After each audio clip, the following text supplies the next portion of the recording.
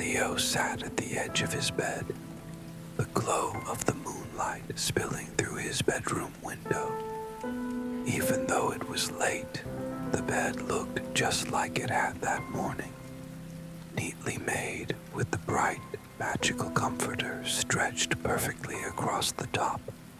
The comforter was decorated with pictures of dragons and wizards casting spells, and Leo liked to imagine they were protecting him through the night. In his arms, Leo clutched his favorite plush toy, a baby dragon with shimmering green and blue scales. He had gotten it for his birthday just a few weeks earlier.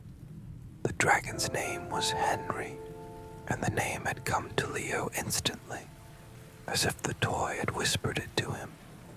Henry had oversized cartoon eyes and a toothless grin that always made Leo smile. Tonight, though, something felt different.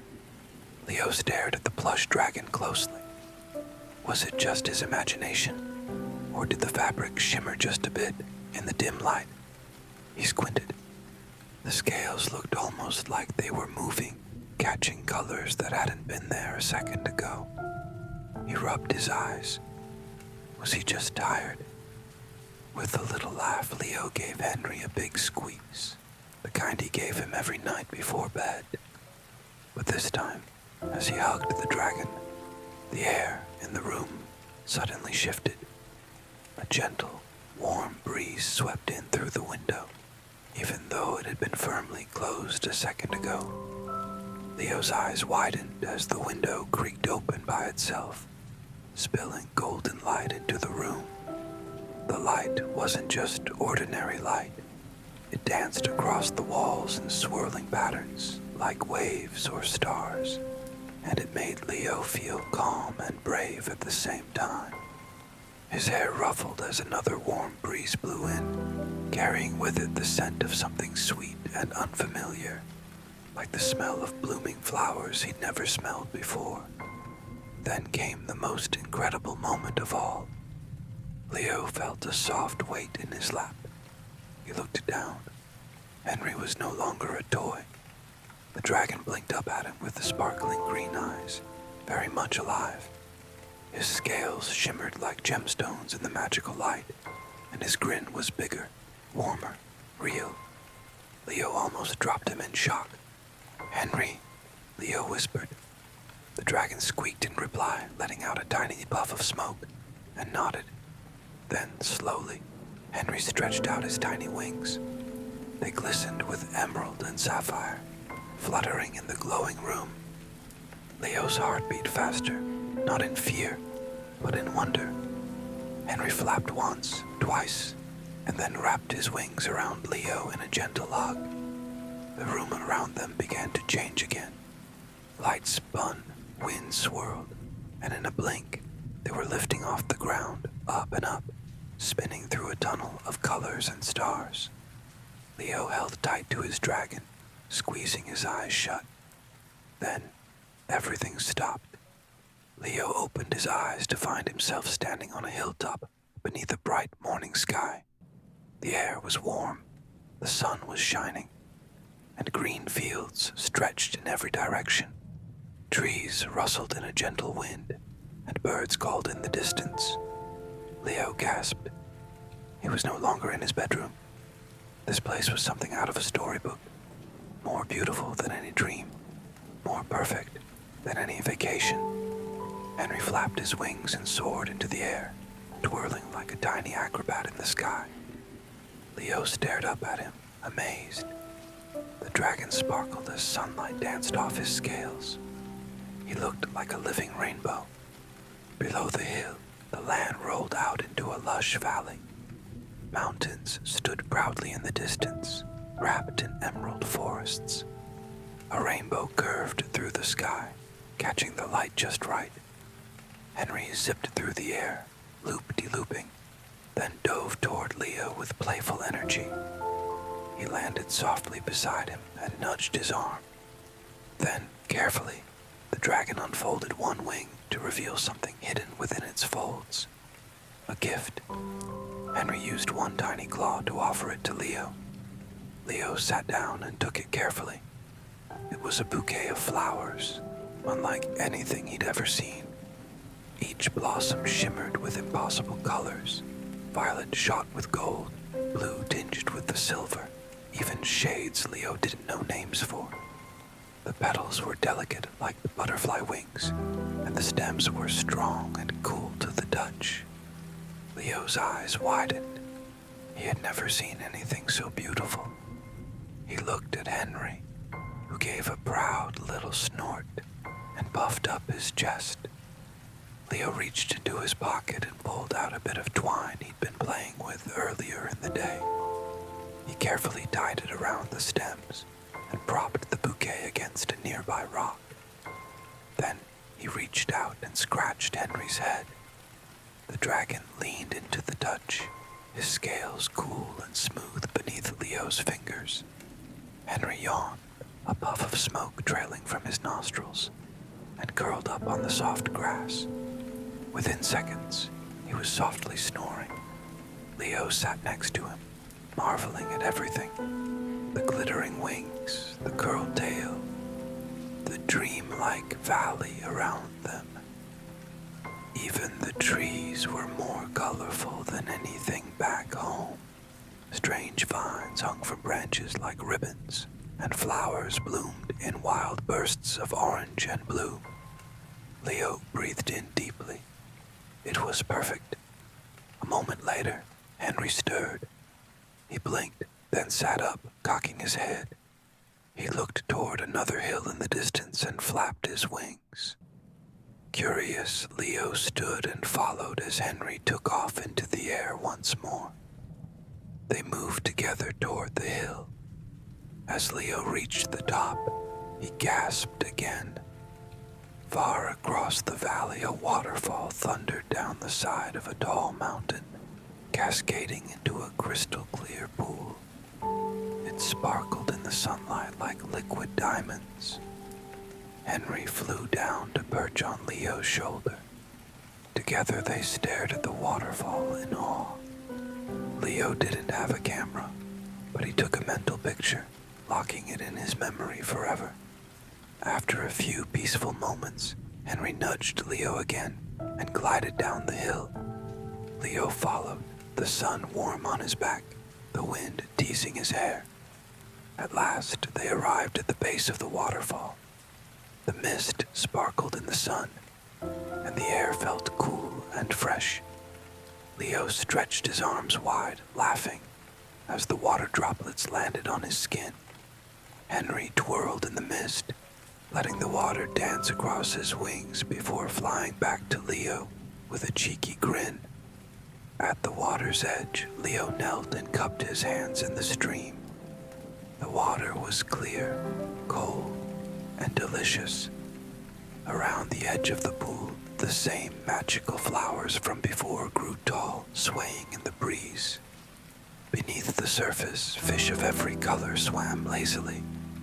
Leo stared into the pool, soaking in every moment. He didn't want to leave, but Henry seemed to understand. With one last look around, Leo turned to his dragon. Henry stepped forward, wrapped his wings around Leo in a gentle hug, and once again, the world began to shimmer and swirl. Light and wind surrounded them. When Leo opened his eyes, he was back in his room, sitting on his bed with his plush dragon in his arms. The room was quiet. The window was closed. The comforter still neat, but something had changed. Leo smiled, pulling the blanket back and curling beneath it. He hugged Henry close. His heart was full. The adventure had been real, and he knew it was only the beginning. The next morning, Leo woke up with the sunlight streaming through the curtains and a warm weight still tucked under his arm. Henry, the plush dragon, was back to being just a toy, but Leo knew better. He stared at the toy's shiny scales. They didn't glow now, but he remembered how they had the night before, how they shimmered like emeralds and sapphires. He remembered the swirl of wind, the flash of light, and the way the valley had looked from the hilltop. He hadn't dreamed it, he was sure. "Morning, Henry," Leo whispered. The dragon, of course, didn't respond. Not this time. But Leo grinned anyway. All day, he couldn't stop thinking about the waterfall, the rainbow flowers, and the fish that glowed like fire. He went through school like he was floating. At lunch, he doodled dragons in the margins of his notebook. On the walk home, he watched the clouds and imagined Henry soaring through them, leaving streaks of stardust in his wake. Back in his room that afternoon, Leo sat at his desk and opened his sketchbook. He started drawing the valley, the soft green hills, the tall trees with vines like streamers, the glittering wings of Henry as he soared overhead.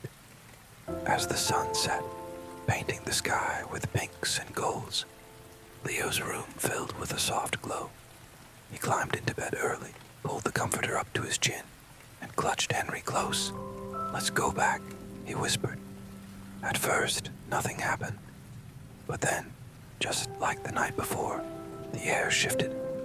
Warm wind, dancing light. The window flung open, though the latch hadn't moved. Leo felt it again, that hum of magic in the air. His heart began to race, and before he could blink, a brilliant light wrapped around him and Henry, swirling faster and faster until the world melted away. With a rush of wind and a pop of light, they were gone. Leo opened his eyes and let out a laugh. They were back. He stood on a new hilltop, this one dotted with small white flowers that looked like tiny stars. The sky overhead was still blue, but the light had a golden quality to it, like it was early evening. Henry hovered nearby, wings flapping gently, his toothless grin wide. "Hey, buddy," Leo said. Henry zoomed around him in a circle, clearly excited. From this hill, the landscape stretched even farther. In the distance was a forest unlike any Leo had ever seen. The trees weren't just green, they were shades of silver, violet, and deep crimson. Some had glowing leaves that sparkled like they were lit from inside. Leo felt a jolt of excitement. "Let's explore." He started down the hill, Henry swooping beside him. As they reached the base, a narrow path appeared, twisting and turning into the strange forest. Leo followed it, his sneakers crunching against the soft earth. The moment they stepped under the forest canopy, the air changed. It grew cooler, but not cold, quiet, but not silent. Tiny lights floated in the air like fireflies, and strange plants swayed as if they were listening. "Whoa," Leo breathed. A low hum filled the air, a music made not by instruments, but by the wind through the glowing leaves. It felt ancient, powerful, and welcoming. Suddenly, Henry paused. His ears twitched. A rustling in the bushes. Leo froze. From the shadow stepped a creature. Not scary, but definitely not anything from Leo's world. It looked a little like a deer, except it had feathers instead of fur, and small antlers that sparkled like crystal. It blinked at Leo with wide golden eyes, then dipped its head politely. "Hi there," Leo whispered. The creature took a step forward, sniffed the air, and let out a soft, musical chirp. Henry chirped back. Leo's eyes widened. "You know each other?" Henry nodded. The forest deer, Leo decided to call it a Klimhard, turned and began to walk slowly down the path, stopping occasionally to glance back and make sure Leo and Henry were following. The trail led deeper into the glowing forest, and as they walked, the trees began to change. Some were enormous, their trunks as wide as houses. Others bent in spirals and curves, with leaves that shimmered when they rustled. Along the sides of the path, Flowers pulsed with gentle light, blues, greens, and soft yellows. Some even changed color as they passed by. Suddenly they stepped into a clearing, and Leo stopped in his tracks. In the middle of the clearing stood a tree so tall it seemed to scrape the clouds. Its bark was silver, its branches woven like lace, and from each one hung glowing orbs like lanterns. At its base was a small pool of still water, reflecting the tree like a perfect mirror. The Glimheart walked up to the tree, bowed its head, then disappeared into the shadows. Henry landed beside Leo and looked up at the tree with reverence. "This place is important," Leo whispered, without knowing why. He stepped forward. The air around the tree was so quiet it felt like time had slowed down. As he approached, one of the glowing orbs drifted down like a falling star and came to rest in his hands. It was warm. Inside it, he saw flickering images, moments from his own life. His mom laughing while baking cookies, his dad playing guitar in the living room, Leo running through sprinklers last summer, arms outstretched. The orb glowed brighter. Henry reached out with a claw and gently tapped at the surface. The orb floated back into the air and returned to the tree. Leo didn't understand what had just happened, but he felt something shift inside him, like the tree had seen him, known him, and shared something in return. They stayed in the clearing a while longer, soaking in the silence and peace. But then, Henry gave a gentle snort and flapped his wings. It was time to go. Leo gave the silver tree one last look, whispered "thank you," and turned back toward the path. As they made their way out of the forest, the colors around them faded from violet and gold, back to green and brown. The strange light softened. Birds chirped overhead, and the trail led them once more to the edge of the valley. Back on the hilltop where they started, Leo turned to Henry. "Same way home." Henry squeaked and nodded, wrapping his wings around Leo like a blanket. The wind came, the light swirled, and in a blink, Leo was back in bed. The stars blinked outside his window. His room was quiet. The toy dragon lay still in his arms. Leo smiled. He was already counting the minutes until bedtime tomorrow. The next day felt different. Not because it was a holiday or his birthday, just different. Leo could feel it from the moment he opened his eyes. The morning sunlight seemed warmer, more golden. The birds outside his window chirped in a rhythm that sounded almost like music. He grinned and stretched, still clutching Henry, the plush dragon, close to his chest. "Last night was amazing," Leo whispered. "What do you think tonight will be?"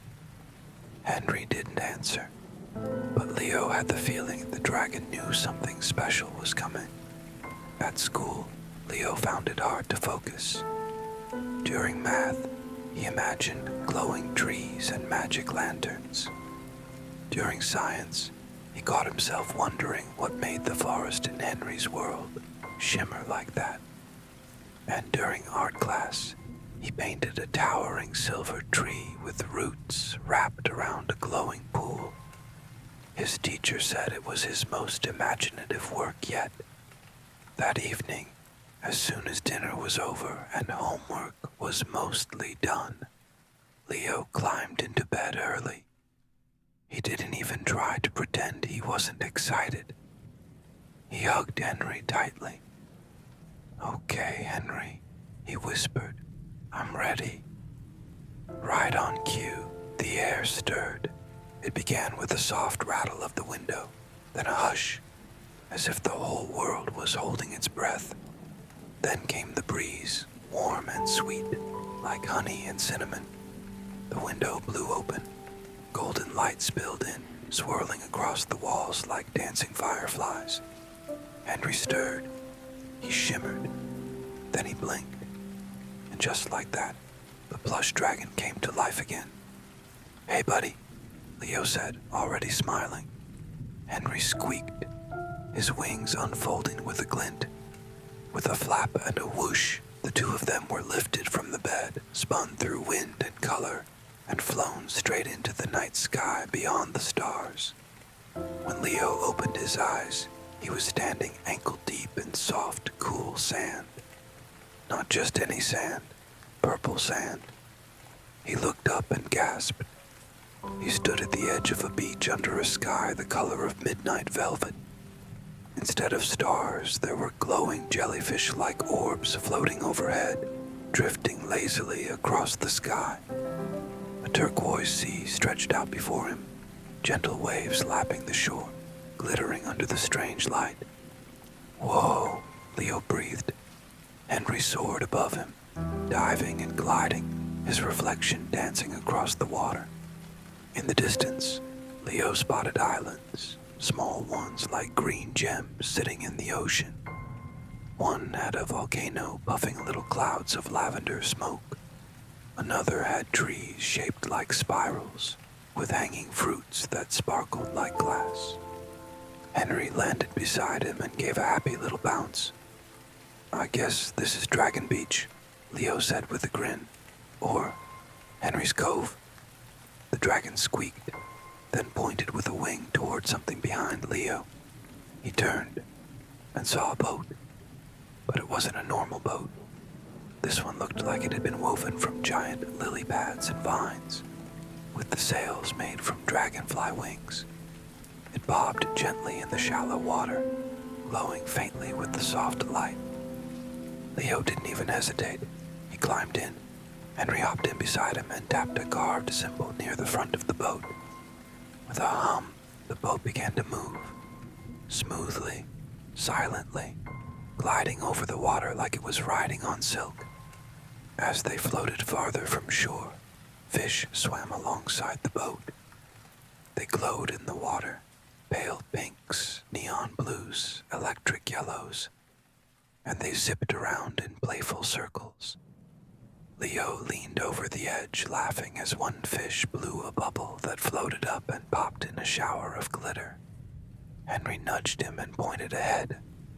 There, in the middle of the sea, stood something strange. A small island with a single building on it. The structure looked old, ancient even, made from polished stone with spiral carvings. It had no windows, only a tall arched doorway. The boat glided straight toward it. When they arrived, the boat stopped at a glowing dock made of seashells. Leo stepped out, feeling the stone path warm beneath his feet. Henry stayed close. Together they entered the building. Inside, the air was cool and echoing. The walls sparkled faintly, lit from within. Symbols Leo couldn't understand lined the floor, glowing softly under his steps. But they weren't scary. They felt curious, inviting. At the center of the room stood a pedestal. On it, floating in the air, was a sphere of water, suspended like a floating bubble. Inside the bubble, images, shifting, flickering images of dragons. Some were small like Henry, others large and majestic. They flew through the skies, played in forests, curled up beside humans, and breathed gentle puffs of smoke into the air. Leo stepped closer. As he touched the bubble, it rippled. The room faded into darkness. Then light exploded around him. He wasn't in the stone room anymore. He stood in a giant open sky with no ground beneath his feet. But he didn't fall. Around him were dozens of dragons, big, small, young, old, soaring through the air like a swirling storm of magic and color.